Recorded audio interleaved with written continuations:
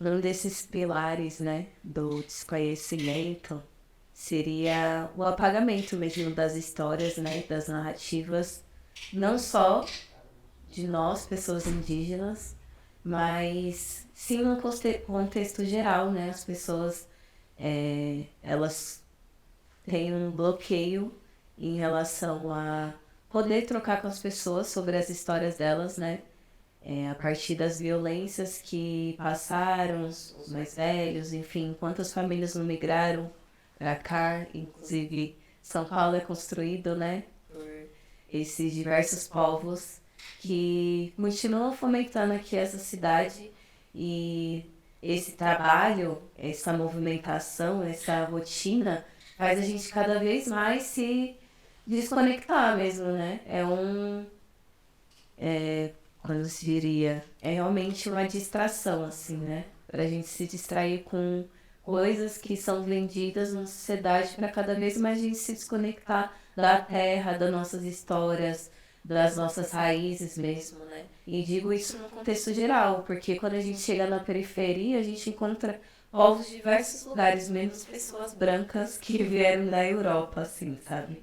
Você encontra muitas narrativas, muitas histórias, muita muita coisa, né? Muitas violências, inclusive, que várias famílias passaram para chegarem nesse lugar da periferia, construir a periferia, que eu acho um lugar também muito ancestral, que deveria ser reconhecido e valorizado como tal, né? Porque, enfim, uma comunidade a periferia, né? São vários povos se unindo para poder se fortalecer, conseguir sobreviver nessa Babilônia aí que a gente vive, né? Então, acredito que o apagamento, ele é um foco principal, assim, para as pessoas elas não conhecerem primeiro a história dela, porque eu acho importante as pessoas também conhecerem a história dela, assim, para depois reconhecer a história do outro, né? Porque fica num lugar também muito vago quando só quero conhecer a história do outro, mas a minha pouco importa. Aí vai ver a história da pessoa assim,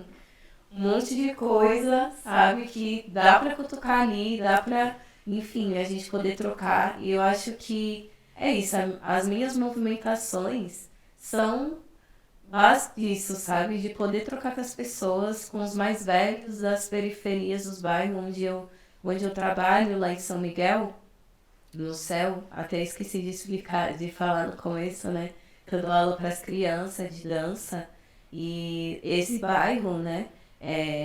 Aos mais velhos, eles comentam que ali é chamado de Baquirivu. Tanto que quando você abre o Google Maps, assim tá escrito Baquirivu.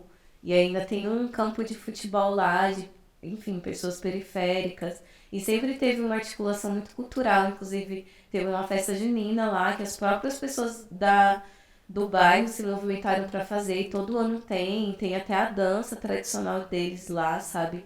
E são pessoas que vieram do Nordeste, assim, né? São Miguel tem uma história muito forte dessa migração, né? De várias pessoas do Nordeste, assim como vários outros lugares, mas lá vamos dizer, tem mais comprovações, né? Dessas migrações.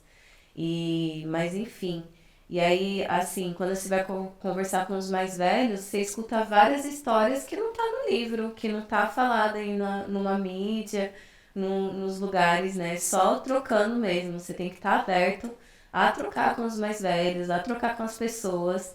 E todo lugar que eu chego, assim, todo território, eu peço licença, né, primeiramente, e sempre nessa sede, assim, de conhecer as pessoas, de saber a história daquele lugar, porque todo lugar tem uma história que vai chegar no ponto indígena, assim, né? Vai. Não queria falar sobre isso, mas é inevitável, né? Esse território é indígena, então todo lugar que você vai ter pessoas falando sobre algum envolvimento de algum povo, de imigração, de, enfim, até violência, né? E ao mesmo tempo dessa violência, como esses povos resistiram, enfim, continuaram essa diáspora, né? Gosto bastante de enfatizar esse lugar de que hoje é reconhecido várias diásporas, menos a diáspora indígena, que Exato. inclusive movimenta culturalmente esse país inteiro, né? Então, é isso, assim, o apagamento, ele é um, é um um buraco, um abismo, assim, muito profundo, que até às vezes me dói falar desses assuntos, assim, né? Porque eu já estive nesse apagamento, né?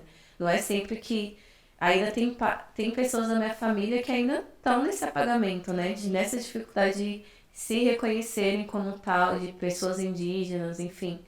É, mas eu acredito nesse caminho, assim. Eu poder falar disso vem dos meus mais velhos, né? Não que eles chegarem em mim e falaram, ah, então você é indígena de tal povo, e contar a história linda e perfeita, mas de ter uma relação com os mais velhos, a partir da relação com os mais velhos, você vai construindo sua identidade também no mundo, né? E escutando as histórias, você vai absorvendo, foi uma coisinha e outra, que não chegou a um ponto que eu fiquei, gente, tem alguma coisa errada aí, eu tenho que ir atrás, sabe? Senão a nossa família vai cada vez, porque é isso. Quando você se desconecta da sua raiz, muita coisa acontece, né? O seu espírito, ele, de certa forma, se perde, assim, nesse mundo. Não gosto dessa palavra se perder, porque eu acredito que a gente sempre tá num caminho, né? Mesmo que aquele caminho venha pra nos tirar muita coisa também, assim, né? Mas a gente tá no caminho. Então, exatamente perdido não tá.